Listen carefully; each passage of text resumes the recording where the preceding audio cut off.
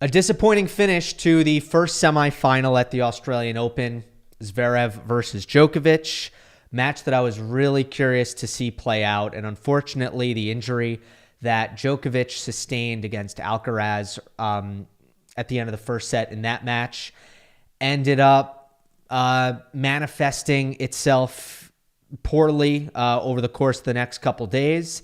And after dropping the first set 7-6 in an hour and 20 minutes, Djokovic shakes hands at the net. And that is how Alexander Zverev reaches his third career major final. So, not a match that we can do a ton of analysis on, but there are some things to go over. We'll talk about the retirement. There's some Zverev stuff coming into the final that might be worth discussing. And then just debriefing on Djokovic's tournament as a whole. But let's start just with dissecting this retirement. Coming in, the knowledge of the injury was there. You knew that this was a risk, but you had hope for a couple of reasons. One being just how effective the pain killing was in the Alcaraz match, and obviously able to move extremely well in the second half of that match. And then second, Djokovic's history of just overcoming this stuff. And I think there were, I guess, just times in 2021 and 2023 where you were like, okay, there's just not a chance in the world that Djokovic is going to be able to win this title. It's not happening.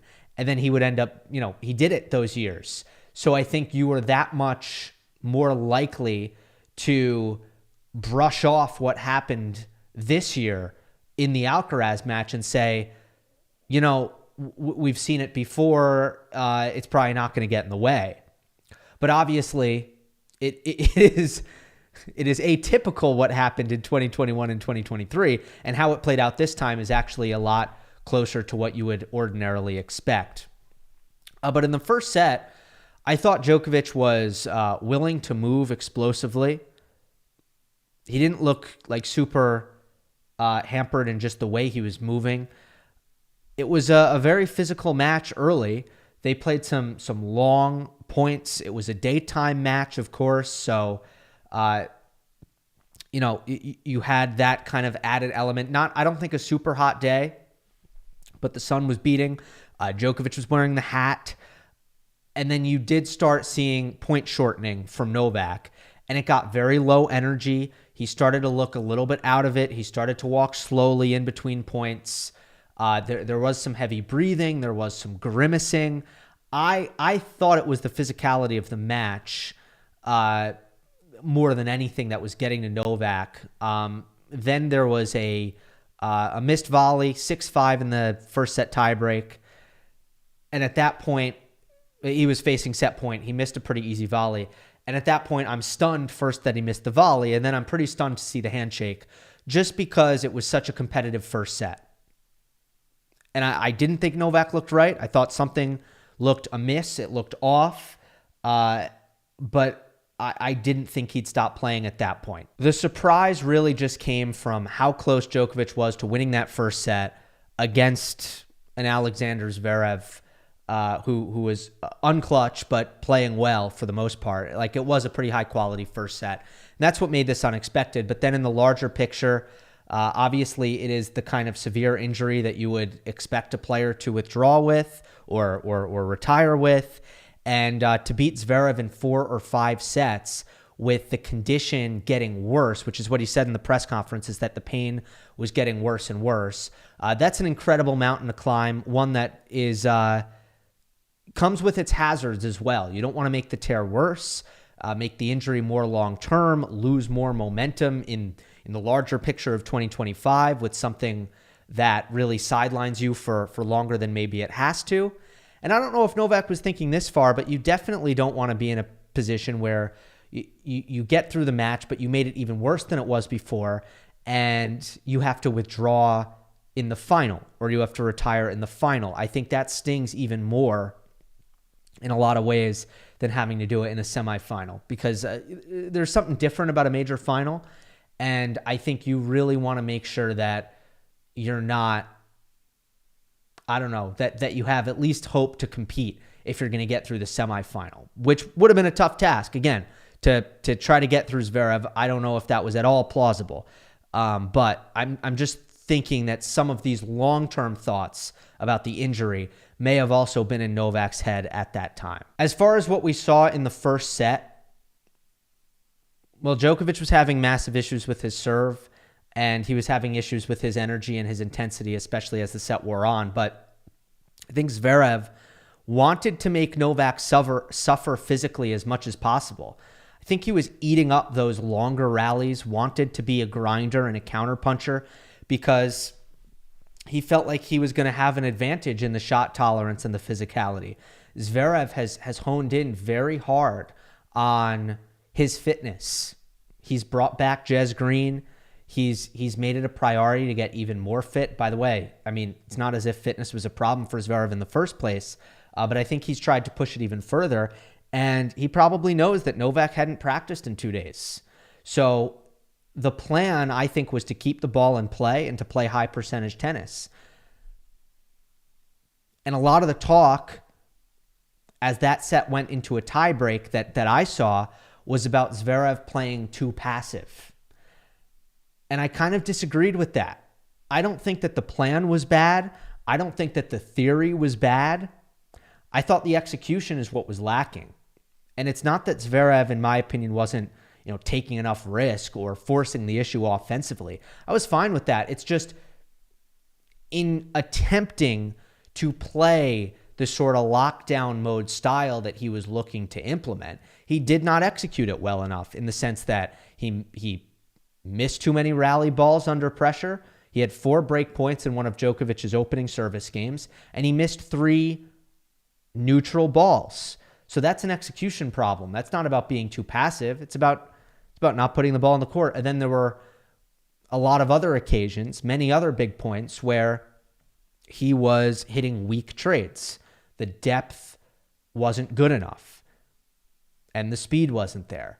And it's one thing playing high percentage cross court and to limit the risk.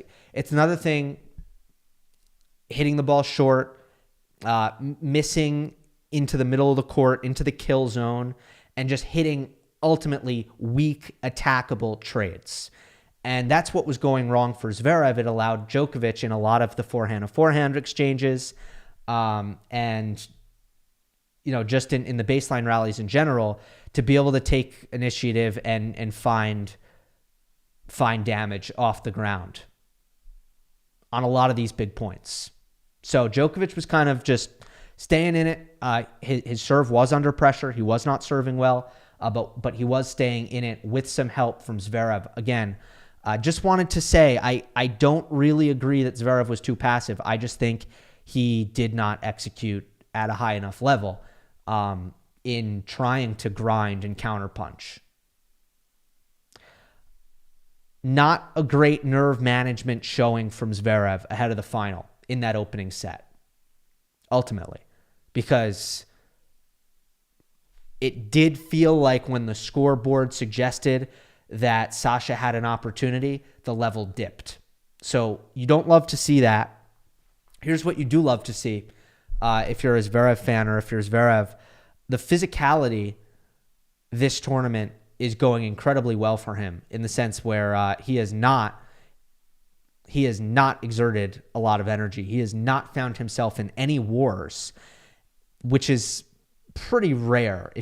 Over the course of Zverev's career, it is quite uncommon that he finds himself this deep in a major without having put a lot of miles on the legs. And I think you can take the last few years and point to numerous occasions, including the Australian Open last year, where it feels like some of the earlier matches in week 1 at the beginning of week 2 take their toll on Zverev against the elite competition at the end of the tournament, which ends up hurting his chances of winning these matches at the end. So I think he'll feel really good about the fact that if he needs to play for 6 hours in the final, that's going to be just fine. And especially if he plays Sinner, it's going to be a similar deal.